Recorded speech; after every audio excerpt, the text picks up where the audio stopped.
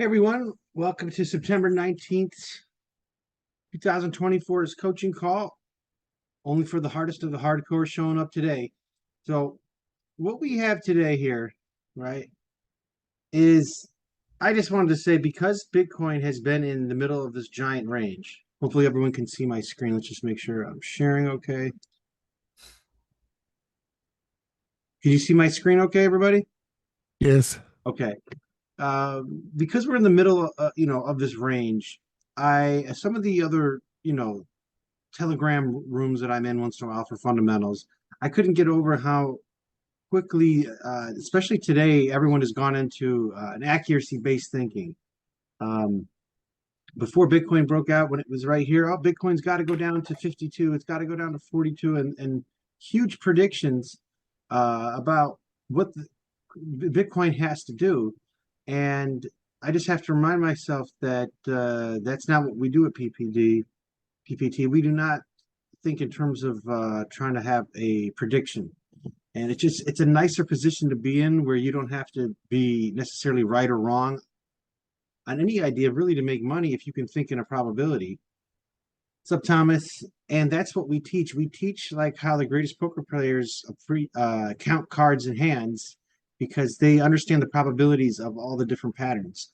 The thing with trading, though, is that there's just a lot more patterns and probabilities and positions and different ideas that you can think that you see on the market because it's more complex than a poker game or a chess game because it's human behavior. But you can see just how technical analysis and being calm uh, kept us on the right side of the market.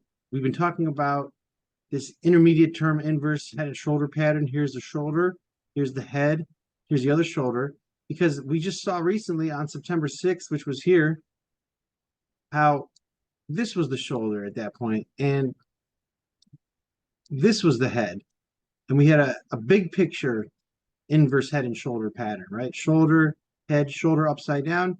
And that worked. So when it came back up here and it hit this high volume node, let's just get that back out, right? We were surprised, even though our bias was that, yes, this was earned on a major turning point here at this zone. But when it came up here, now the short term could become neutral to even bearish again as it touches this key resistance zone. And that's what it did the last 3 days.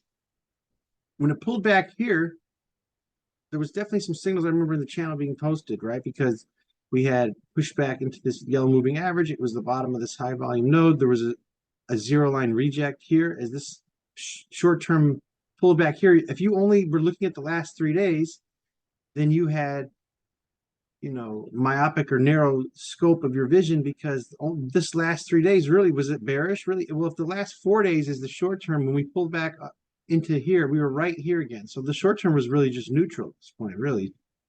And the intermediate term was still up, right, with this bigger picture pattern where we knew that if the short and the intermediate become aligned again here with a small risk, right, you can have a huge reward up because that was the pattern in play that there was a pullback and then a continuation that would come up into this trend line resistance that we talked about. There was an HVN up here that it actually shot through, but it came up right to this moving average as well, this 200 moving average, where there's another POC here. So, not we can just see how these patterns come into play because they tend to repeat themselves. They don't always have to play out that way, but you can see how these bigger picture patterns and these different time frames can interact to keep you on the right side of the market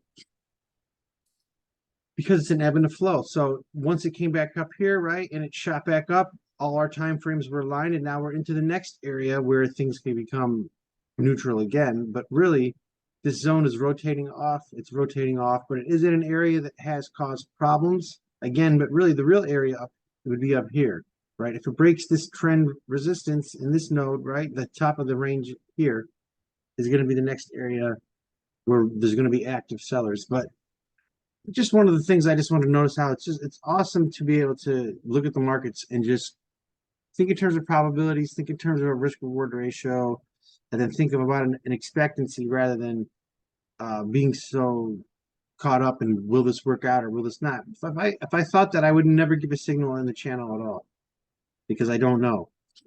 And if I get caught up in that, so it's like I kind of needed to step out. That's why in those rooms that I'm, get fundamentals in once in a while, I got to be careful. For example, coming to the market today, um, this all happened when I'm off hours, right?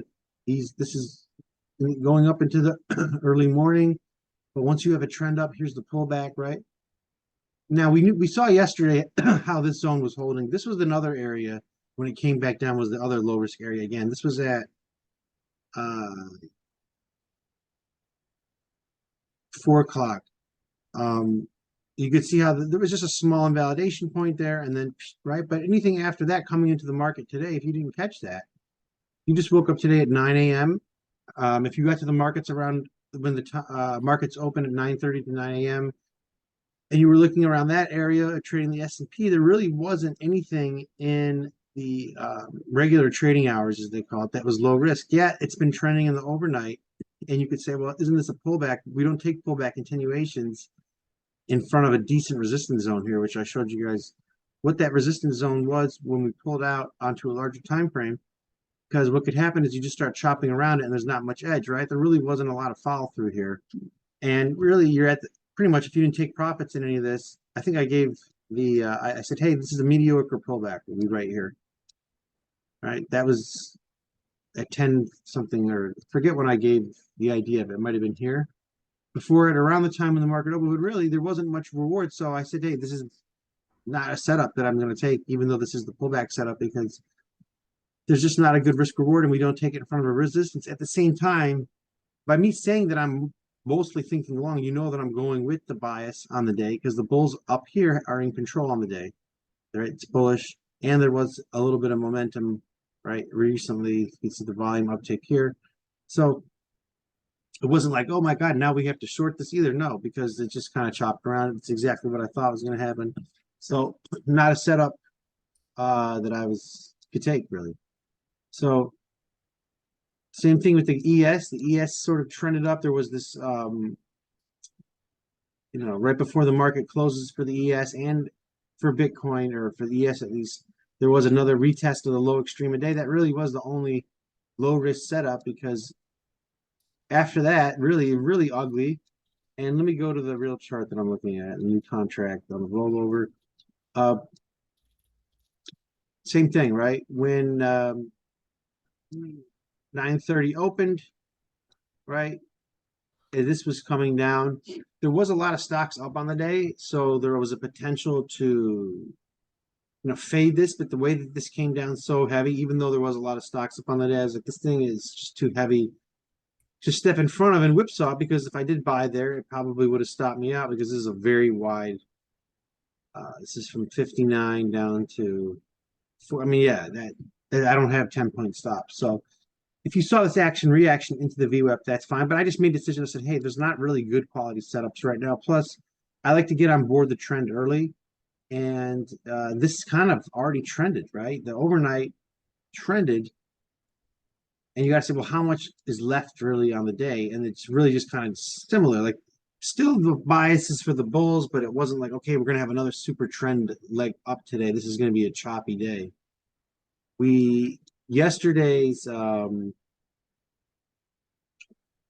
market moving news and other things, I almost wrote when I said these pre-market factors do increase the odds for a trend, but what they also really do is they increase the odds for volatility, which you can also have a very volatile sideways day, which we had yesterday. You could see this was just a very volatile sideways day.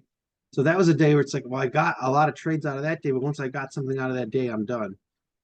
But this day was tough because it already happened and it was pretty clear who was in control, but that doesn't mean that there was a good setup on the day, because you get on board the trend early. This trend already happened. Let's say you woke up and there was, the market opened at 9:30 and there was a good pre-market factors for trend, and then you saw this move happen. Whoa, then I'm thinking, okay, now I need to get on board a pullback continuation using a fib ratio and being patient now for a pullback, right? Because that was just a breakout, right? You can't just buy ape into it, right? But if it gets anywhere near like that would be at the 50% or anywhere near this breakout bar, this launching point at the open, right? That's when you would have good odds, right? You'd have your stop below this, and you would have some, if you were really saying, hey, this is a good odds for directionality. It's going to be bullish, and there's a lot of trend factors. I can't put in a perfect low of the day entry here or here because it's not. I'm going to use a pullback and go with it, and I'm certainly not going to short it, right?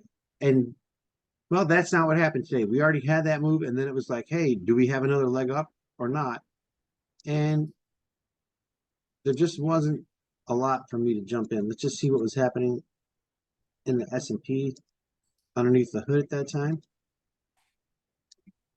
So I just switched screens to the NYC 80 line and NYC tick. So hopefully if that's those three charts, hopefully that's what you see. And let's just go to what was happening at 9:30 real quick. So 9:30 is when these tools become active because they're only associated with actually the physical exchange open at 9:30.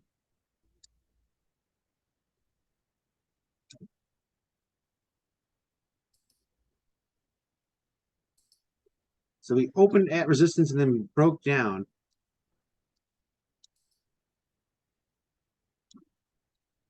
And we know we've been trending,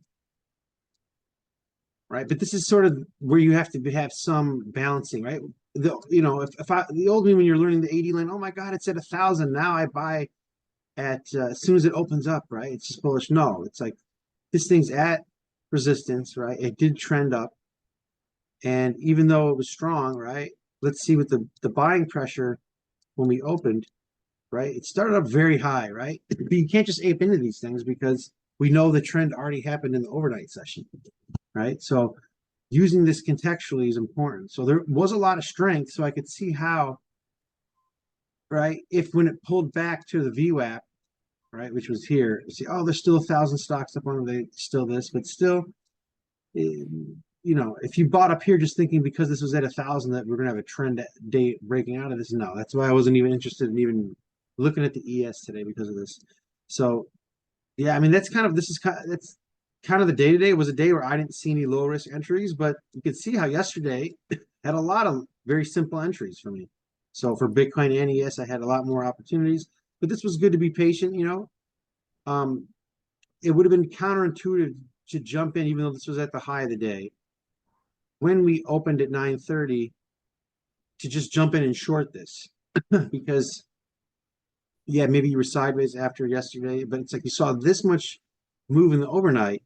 We had a little micro pullback V, and then we're opening up, and there's 2,000 stocks are up on the day, and we're up at like printing 1,500. Yeah, okay, everything just retraced back down. That could happen. That's what did happen, but it's like, yeah, I'm still not gonna think this overshoot this V, right? That we sometimes these V's happen when they overshoot. That's when they have a pullback. But still, when the patterns get when you can see a pattern in place, like a pullback for the Bitcoin and other things today, and then you don't get a lot of RR out of it, and things have already moved, then you're basically looking at a pattern that everybody saw, and you have to say to yourself, is this really an edge for a setup? Really, it's already kind of happened. So I'm glad today was a day where it was a quiet day. I didn't post any ideas or trades. Well, yesterday I think there might have been, I don't know, a bunch of trades posted, and this was probably a good day to do that. It was not intuitive day. Let's just go to the ES real quick on a smaller time frame.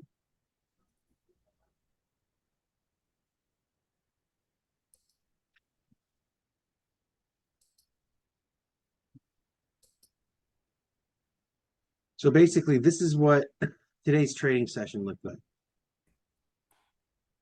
All right, so just this back and forth, right? And it even overshot the VWAP. So this was not easy to get up on, even though I saw thousands of stocks up on the day, waiting for a pullback in the context of this trend that already happened. That was tough to do these.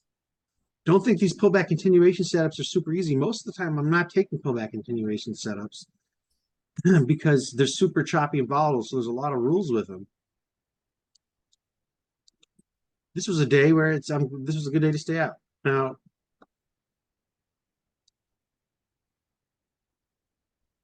every setup yesterday that I took for Bitcoin, these are not pullback continuation setups. This is a day where, yes, if there's setups to buy here, buy here, buy here, when I'm buying there, right, the bias is against me. I'm buying when the bears are in control, but you cannot say that the sustained momentum even though the bias is against you, is bearish against you. Yeah, okay, the last whatever we went down, but this is not a trend day.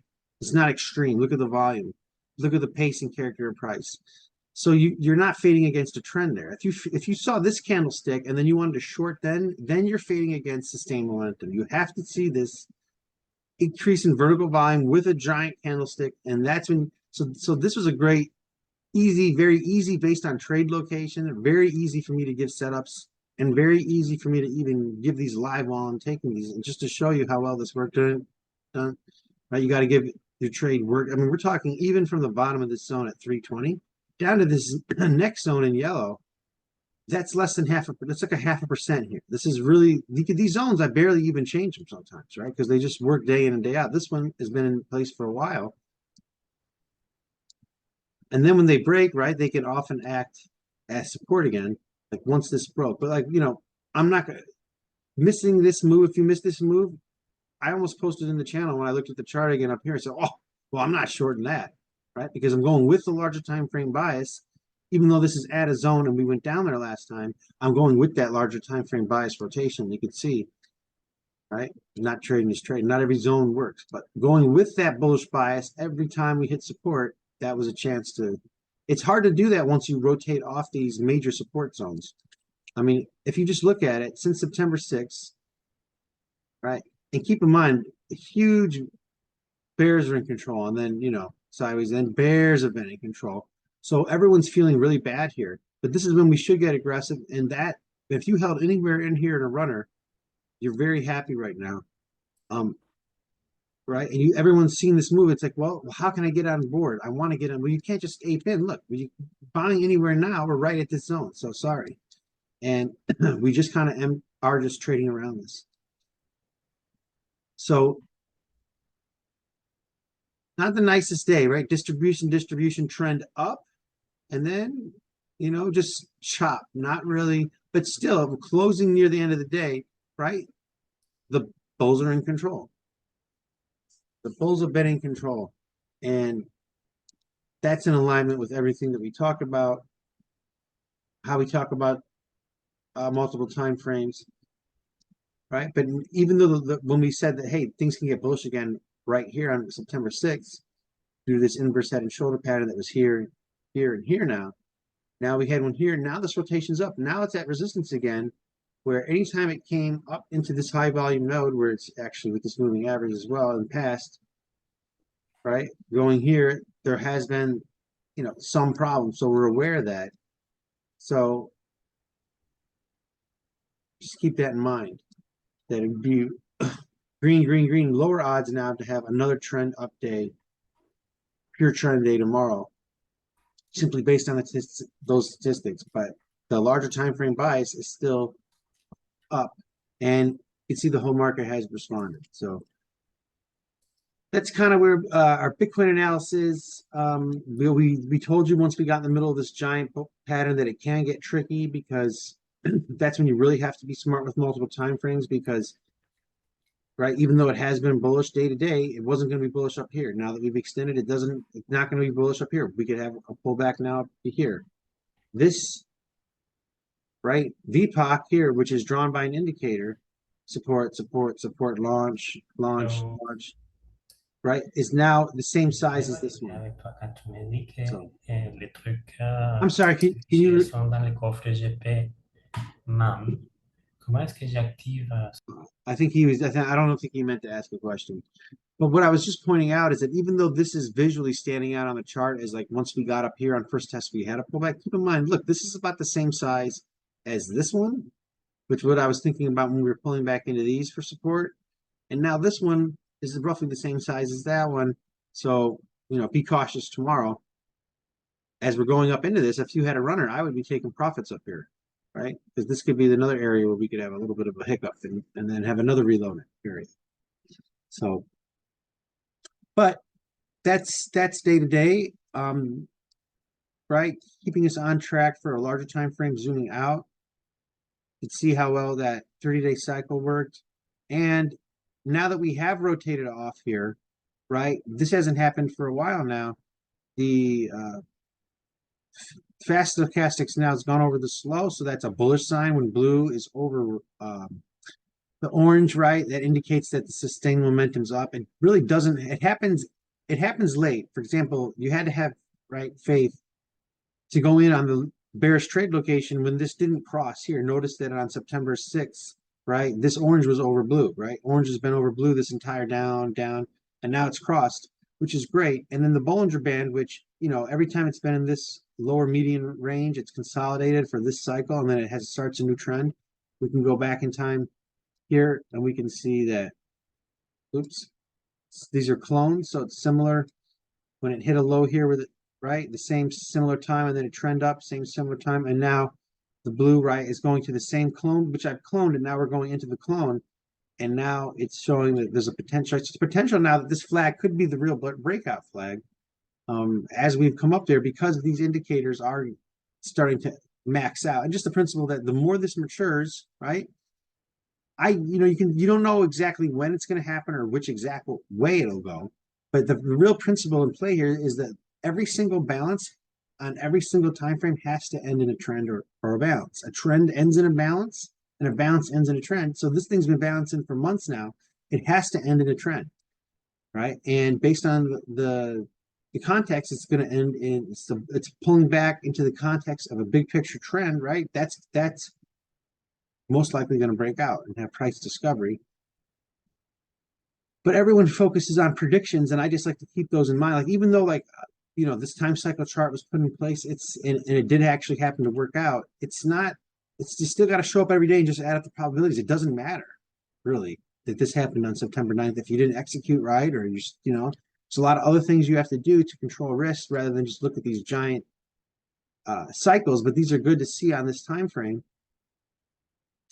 just to keep us honest and you know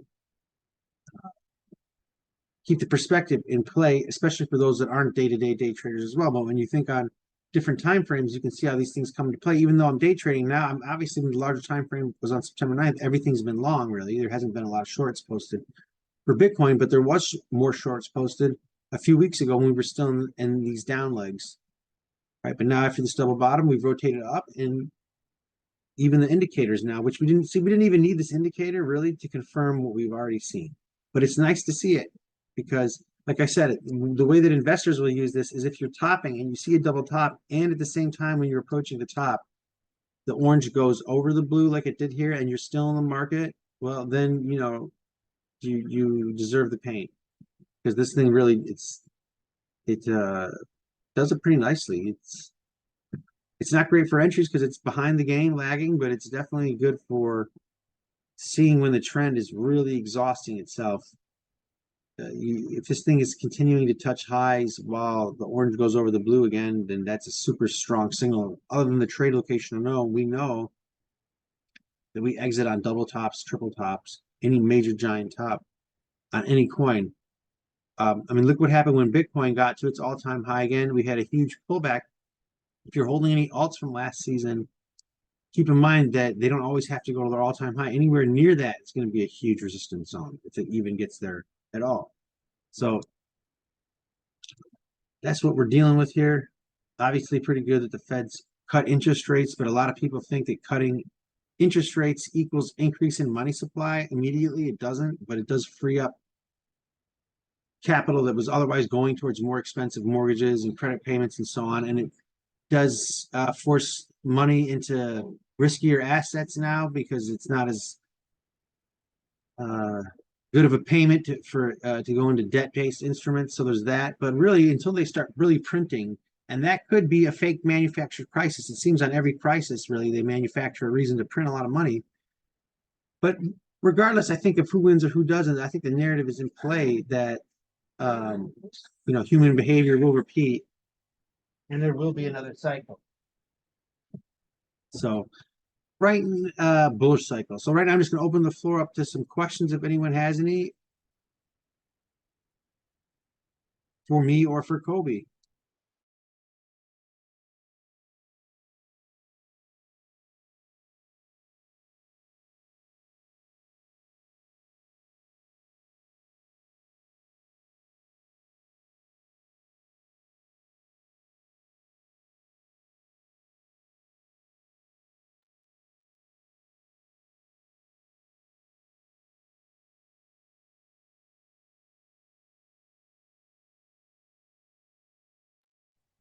All geniuses in the room. Nobody has questions. um, in that case, maybe I'll add a little something to your narrative, which is keyword narrative. And that's a really important part that is easily confused or understated. What I'm trying to say is um, you need to bench something. And I always do this, or I should say, PPT has as a main goal to work in principles principle, profit, trader. And this is not just something that came about spontaneously, it is the true structure of our trading. And principles were the most attractive as a core uh, point to start out with because it's not questionable. It's an indivisible ultimate truth. It's something that you don't have to believe Matthew, or you don't have to believe me, or you don't have to believe anybody as a person that can be doubted, but it is just a given thing. Now, you can always, of course, say, well, we've lived for a very long time that the world was a flat disk until we found out that it was round. But overall, I think it's still the best benchmark that we have to say, let's build something out of principles. Now, what is it that we're really doing when we're doing a narrative, like what we do every Thursday here, or often on Thursdays here, and Matthew is really good at? It is trying to have a system that harnesses any kind of tools that help us to go into the unknown. And the unknown is the biggest fear that we have as humans, bigger than even death, because at least death provides a certainty, which is there will be death. There is nobody who lives infinity. So you still have something to cling on to. You have the uncertainty when that death will appear for you personally, but there is clarity still about death. There is no clarity about markets. Market is stepping into the ultimate fear of uncertainty. And as such, the tools become secondary. And this is really important to know that it really doesn't matter what kind of contextual story you build. It's just that for you, that story holds true and that you can benchmark against that story your actions. Because it's a little similar like these video games where you go into these unknown worlds and you have to discover somewhere. You go into a forest and there is witchcraft and it's dark and there might be bad weather and there might be difficult grounds to walk on, and you get these little whatever gems and anti-witchcraft stones and a key that gets you out of any kind of door if you would. And that's exactly what trading is. You have this deck of out of prison free cards that are based on a certain setup of this is the door, you got the key. This is the witchcraft, you got the anti-witchcraft gem. This is the forest and it's dark, you got a flashlight. This is bad grounds, you got flat white shoes to not sink in. This is bad weather, you've got a magical umbrella. And that's what we're doing here. So the importance when you listen to Matthew's explanation is not necessarily to say, oh, what kind of indicator are you using and what's the settings and um, how do you do this? And did I hear everything? Did I understand everything? It's all secondary.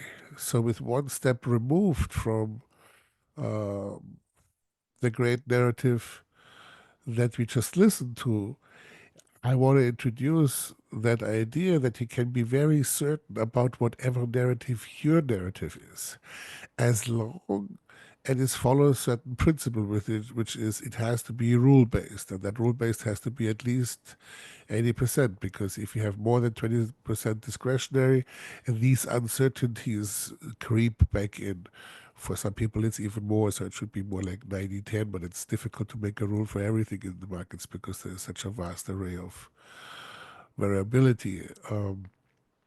So um, I am just trying to framework what we're just listening to in a more abstract picture of feel free to take your time frames, feel free to take your various instruments, feel free to follow whatever holds most true to you, whatever percentage between fundamentals and technicals that might be, or whatever your favorite websites that are, that you look for other clues or data, or if you're trading a news item, pre-positioning with trying to line up with a trend and having a runner left, or whether you'd rather trade it as a reactionary game. I mean, if you're looking, for example, at the Fed yesterday, it's always the same, meaning I do a very, very simple approach, which is I try to assume myself in the minds of the majority of traders in a situation. So if I see a daily dark cloud cover, I imagine all the people from yesterday going long now being in a losing position or having been stopped out and having a loss from yesterday. That sets a certain tone for the day that I'm on the dark cloud cover at the end of the day. And what will happen? Yeah, most likely the shorts will have heads up for the next day, because the overall tone of most traders from the previous days who went long and the day today if they went long, they're all they don't want to step in front of the train one more time. They need a breather. Now, what happens at the Fed? Okay, everybody knows that people already know, who know ahead of time, will communicate at the 1400 hour uh, just a number. So few people want to step into this brutal risk of positioning previously. Some very aggressive and mostly novice people will try to make a bet right when that number comes out. So they basically made for themselves a case: if the number is such and such and meets, I do this; doesn't meet, I do that; and is extremely different, I do that. Then comes the first reaction. That's a purely action reaction principle. That's what our ABC play is based on. We have a smaller time frame one that basically is completing itself with the cycle of these first 30 minutes before the conference comes. Excuse me. And then we have the larger one that comes in basically three 15-minute or three 30-minute legs. That is purely based on the action reaction principle, irrespective of direction. Give me 1 second, please.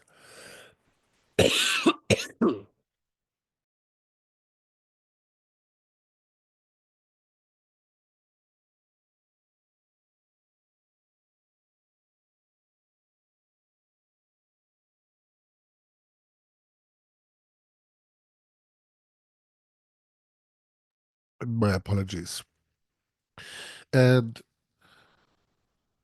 so we have that announcement and a planned reaction sequence. Then we have the first minute or two where there is basically a formation of the first move.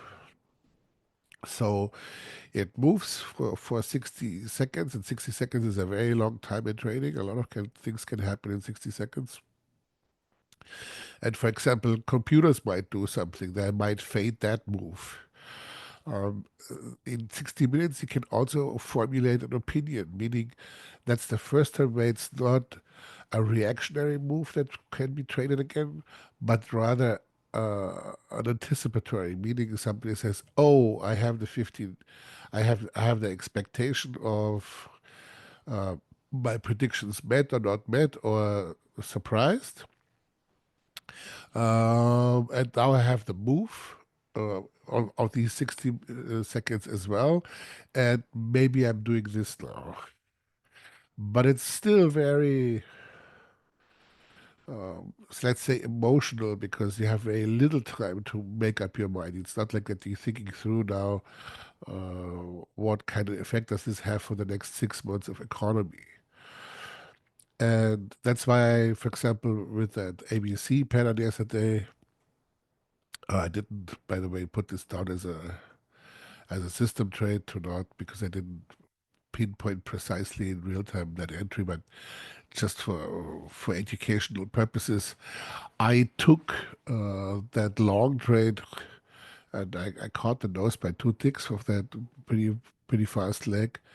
Um, in regards to that minute having been passed of that ABC pattern, because that's typically when these moves are happening. So you can dissect Fed moves also into time cycles, and you will find very interesting patterns that are worthwhile exploiting and exploring. And long story short, we always have either a continuation pattern, that means you see either a day or two or a session or two. Let's say the markets are long, then you see a day or two, or a session or two of retracements into the Fed meeting of the 1400. And then you see a leg, either short or long, that gets faded within the first 15 to 30 minutes in the counter leg. Typically, retracements are between 90 to 100, let's say 15%. So don't step in too early.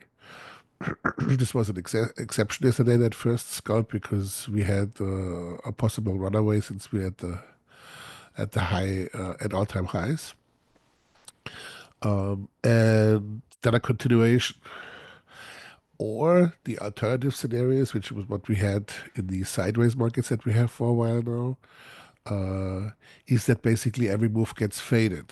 So we had a decline yesterday, then we had a long move, a retracement, a continued long move again, and then that long move slightly extended, then the fade when this whole thing was over. So after a good hour and a half, and today the continuation again of the next day. It's very typical that the Fed direction always the next day gets faded in the other direction again.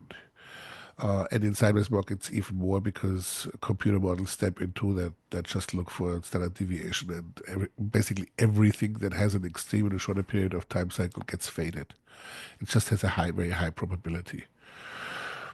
And if you take these models, however you want to use them, whether it's the intraday models that we got the narrative half an hour ago from Matthew, whether it's the more position trading models that are fairly different of what you see in the red channel being posted, or whether it's your own narrative. It is not important what the narrative is. This, and I would go as far as it's really not that important of what kind of tools you use or what kind of even system you be using. There are some basic principles that cannot be overlooked or underestimated, but in general, many ways lead to Rome. Many ways are possible to make money in trading. The only thing what's not working is to not have a narrative, or to have a narrative that has holes, or to have a narrative that has a general bias. That last one is the most dominant one, and that's where we always say, or why it's commonly known in trading, that 90% is psychology, or even 99% or more is psychology. Because as soon as you have a narrative hole, meaning a narrative that's not in brackets principle based, but is based on limiting beliefs that are not counterintuitive, because the market is counterintuitive, you'll get into trouble. So there is a few guidelines that your narrative needs to be, but the narrative itself is not something that you need to emulate. So it's totally fine if you have different beliefs. If you say, "Oh, I don't like V's and I don't like inverse head and shoulders. I don't like these kind of chart patterns to begin with, or I look for 10 years at the MACD and I don't understand why you guys are so stupid. Well, let's just use the MACD. I know it works really well. Wonderful. Use it." So um, I wanted to say that because often in this middle development, let's say people who trade 5 to 10 years, there is this conflict that, let's say, finally you're ending up at PPT and you realize, okay, these guys don't want to cheat me, because that you get a lot of experiences possibly prior where you paid for expensive courses that were useless, or you went to signal generating sites and they whatever also had ways to lure you first in, but later it turns out that the hit rates are not accurate and you lost money maybe there too. And then you finally even find something that provides value for you, but it still provides conflicts because you already come in with a set of rules, or an opinion that you have something that's of value to you because you know it's working, or you know it's good. For heaven's sake, please do not disregard and try to start from scratch and try to emulate just something we have personally found that works for our individual systems. Matthew and I trade very differently. This is not important of that we all have the same motorcycle and that we all have the same roadmap and that we all drive at the same speed and with the same helmet and with the same gear. Far from it. Um, it's important to be individuals. It's important that you have your favorite color motorcycle with the speed that's accurate to your body weight, and yes, it's kind of good if you wear a helmet, like everybody should, because it's just a risky business to be on a motorcycle. But if you go through France to Spain, or through Italy to Spain, or want to end up in Portugal altogether, it really doesn't matter. That's a pure preference as long um, as you feel comfortable. And we are very flexible as well, meaning if you have special indicators or if you have things that work well for you, but you would get the kick out of it or find complementary tools for it, or so this isn't, we're not necessarily teaching a specific way of training. We're just trying to teach a specific way of modulating confidence. This is why we're posting our trades to see that it's possible to have good performances, and bringing basically in a way the best out of you individually, which is especially valuable at that time when we're still so small. So do take us up on possible questionnaires, and don't be shy with trying to find out whatever might be good as a add-on or hip pocket to the tools that already work very well for you. And this is a little overstructure add-on to the great market analysis Matthew gave us today. We have maybe another 5 minutes for questions, and if not, we can wrap it up for today.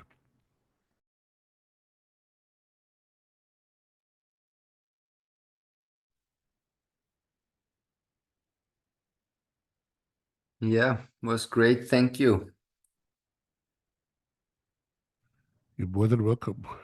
Any questions, gentlemen, or we'll call it a day? Matthew, anything else that you wanted to comment maybe of what I just said? No, did anybody take a trade this week that they wanted to talk about?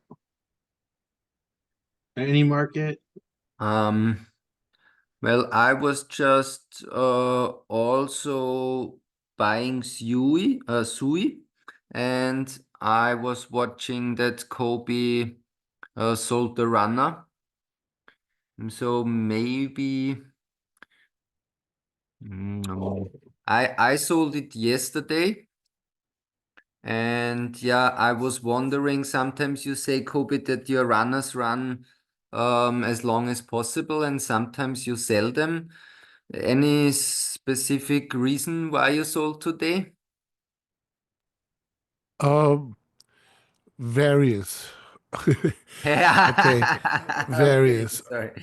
Obviously, It, one reason, one dominant reason is what time frame is this whole thing running on? Then the mm, second rule that I have is how much for how much. Meaning, mm, if I'm unsure whether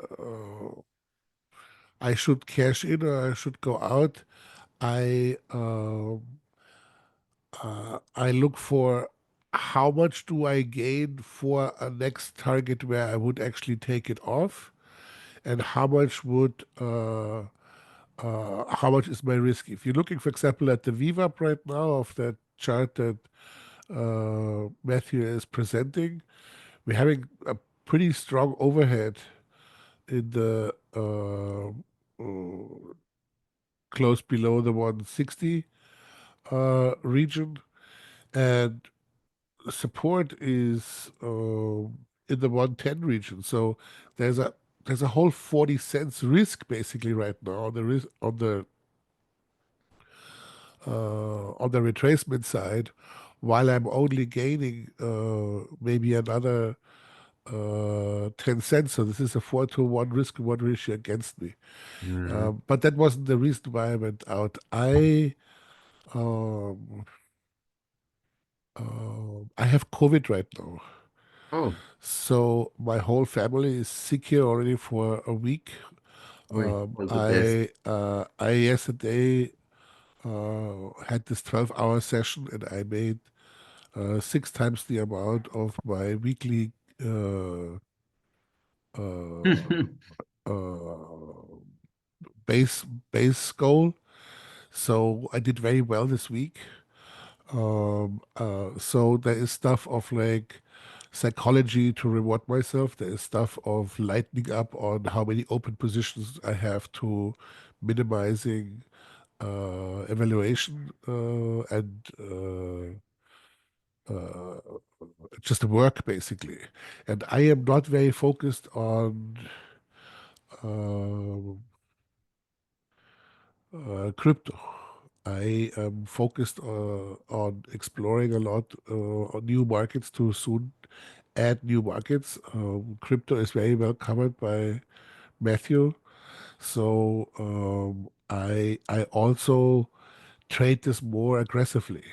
These things are beta, so I step in, I get out. If I get a 20% runner, that is plenty for me. And I have basically free money risk allocations again to take other positions. So it's a mixture of many factors, and it's not necessarily in brackets always principle based, clear from outside, but it's Mhm. also too difficult to explain uh, all my portfolio evaluations.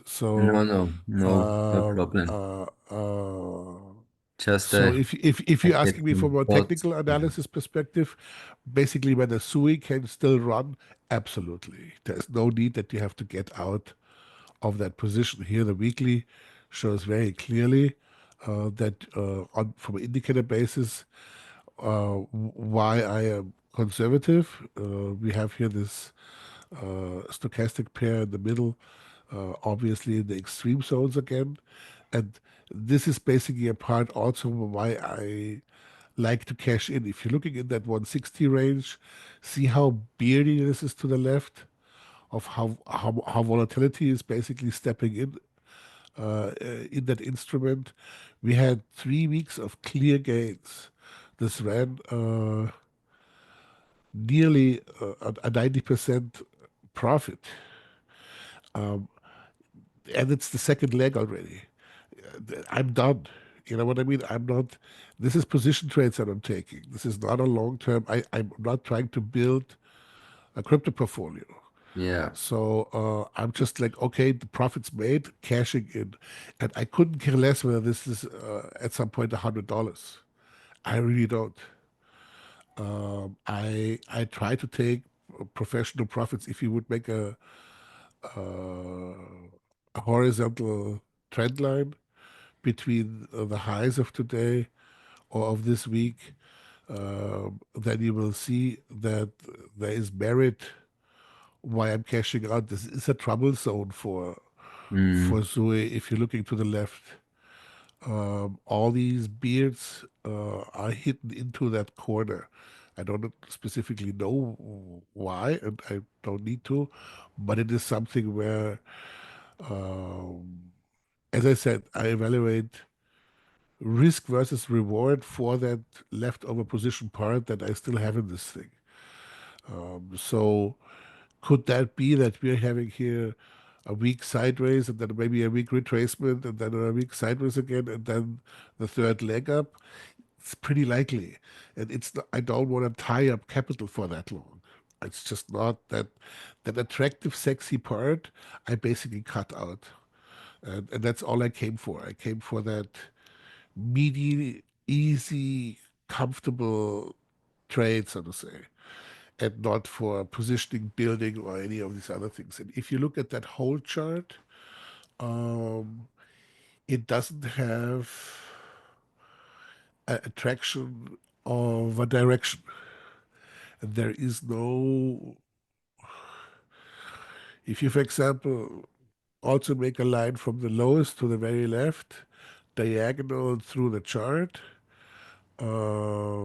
then it will end exactly on today's highs.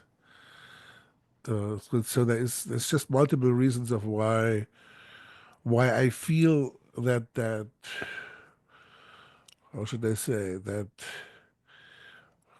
maybe maybe that last part, if you're looking at VWAP again, from that 115 level to today's highs, see how attractive that valley move is?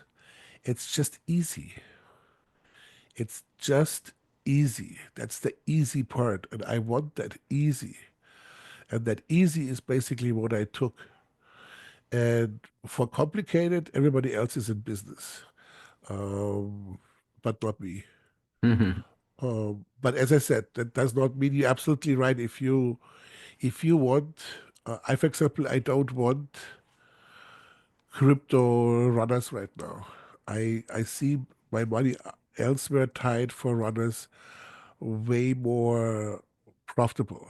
I have loaded over into silver 3 weeks ago, both physical and in spot trading a lot.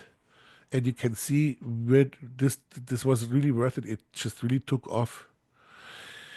And if it's like whether I have this in Sui where I don't know what's gonna go, or whether I have this in a thick, heavy traded metal that I also own physically, is a different psychology, and that psychology is the biggest point for me at this point since I'm sick. So it also has to do with motivation. It has to do with uh, it's basically a conglomeration of different kind of rules that come in play, and they're not necessarily always transparent to the observer. But regardless, if you went out as an observer on my calls, it certainly is not. You made decent money too. About Yeah, that, thank you for your answer, Kobe. of Just want course. to have some thoughts why and Yeah, totally understand you and get healthy and thanks for the call. very welcome. Yeah, this coin's performed very well.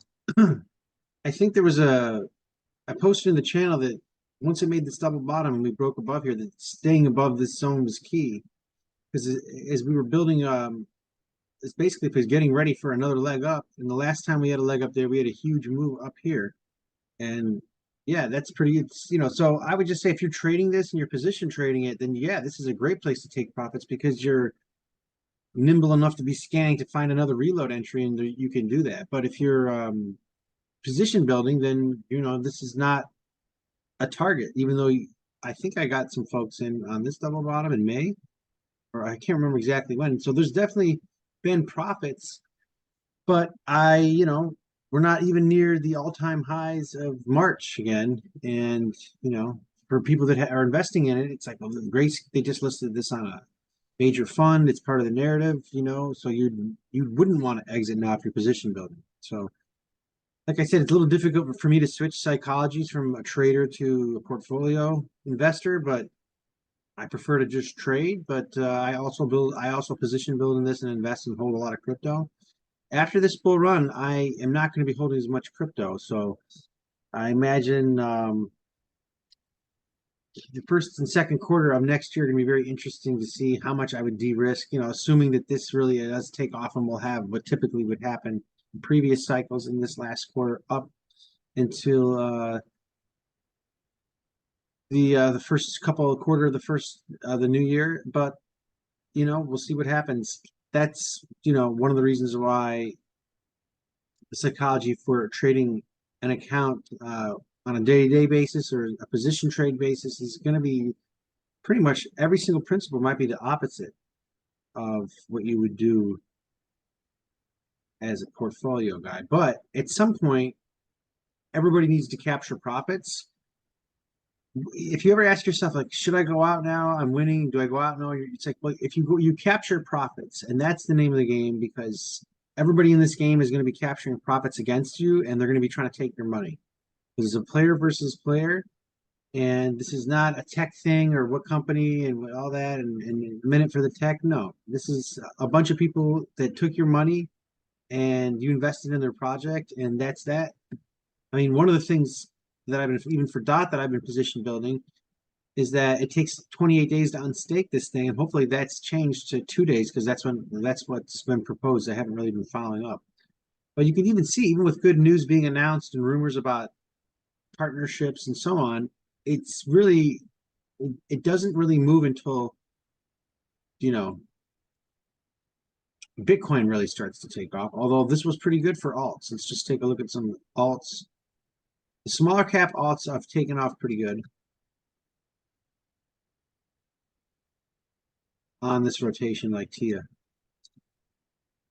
But that's why we take it on a day-to-day basis, guys. So just want to thank you guys for coming on out. This is the beginning of a potential new leg up.